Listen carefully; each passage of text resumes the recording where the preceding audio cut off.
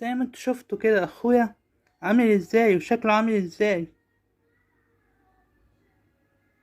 شايفين شكله عامل ازاي؟ قاعد على الارض بغير هدوم وشكله يصعب على الكافر. انا بحلق له وبنضف له وبحميه وكده، بس هو ساعات ما بيرضاش. ساعات بيخليني احلق له واحميه وانضفه كده، وساعات ما يرضاش. شايفين شكله عامل ازاي؟ شايفين الحيطة شكلها عنده عاملة ازاي؟ من الخبط فيها شكلها عامل ازاي؟ شكلها يعني كسر الحيطة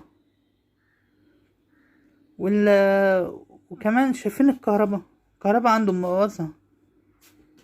كل ما اجيب له الكوبس ولندا واركبها له يكسرهم، لغاية اما خلع الصاجة بتاعت اللندا خالص. وانا اللي بعمل له الحاجة بخاطر بنفسي، بعمل له الحاجة، وساعات بتكهرب.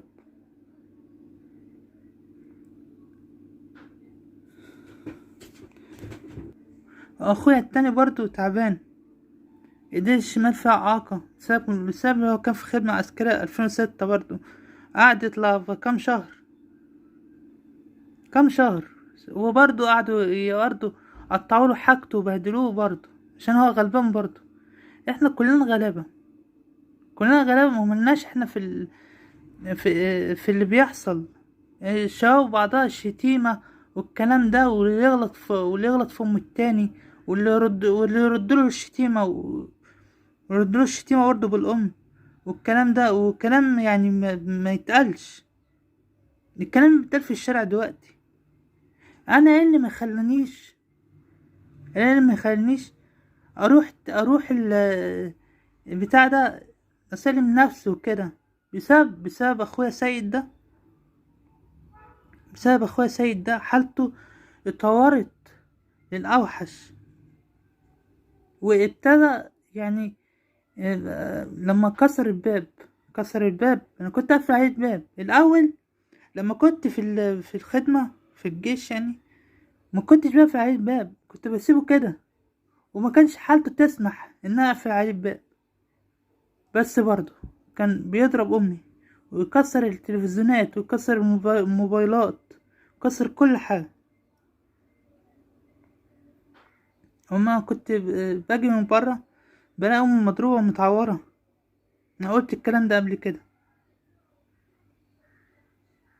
ده انا ببقى مسافر، ببقى رايح بخلص الاجازة وببقى مسافر رايح ال... ال... ال... ال... رايح الحتة اللي انا فيها دي، بركب القطر وابقى عايز انزل من القطر تاني قبل ما يمشي. ويا ريت كنت عملت كده. انا دلوقتي انا تعبان. انا من 2013 وانا على الحال ده. يعني من 2011 ساعة ما دخلت لحد دلوقتي. انا حاسس ان انا يعني اقول ايه، متكتف. مش عارف اعيش، مش عارف اعمل حاجة لنفسي ولا ليا ولا لاخواتي. ده يرضي ربنا؟ انا عارف انا غلطت واقولها 100 مرة انا غلطت، بس كلنا بنغلط. وانا يعني هتقولي لي ليه انت ما رحتش اعترفت بغلطك وسلمت نفسك؟ انا قلت لكم دلوقتي اخويا ده حالته زادت وكانش ينفع اسيبه مع امي بالحالة دي لغاية لما رمى نفسه. انا هبقى اصورهولكوا فيديو وهو في الحالة دي، لغاية لما رمى نفسه من الشباك بتاعه، والحوض بتاعه اتكسر واتعور في وشه، وعند رقبته هنا اتفتحت الحتة دي، اتبهدل، لحقناه بالعافية. وقعدت ادعك له جسمه، انا ادعك له، اجيب له مرهم، ادعك له جسمه لغايه اما بشد حيله. بشد حيله فين؟ بشد حيله علينا. يعني الباب اهو يا جماعه، الباب ده تاني باب غير الباب القديم. الباب القديم كسره. بصوا الباب ده عامل ازاي، مكسور برضو، كسره برضو. وانا اللي عملت الخشب ده فيه. انا اللي عملته كده، لصمته كده. كسر الحته دي، كسرها من جوه. انا حاطط الحته دي عشان يجمدها من بره، وحاطط حته برضو من جوه عشان تجمد الحته برضو. وهنا برضو نفس الكلام.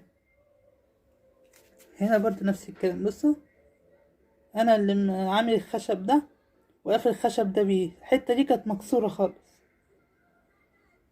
تمام.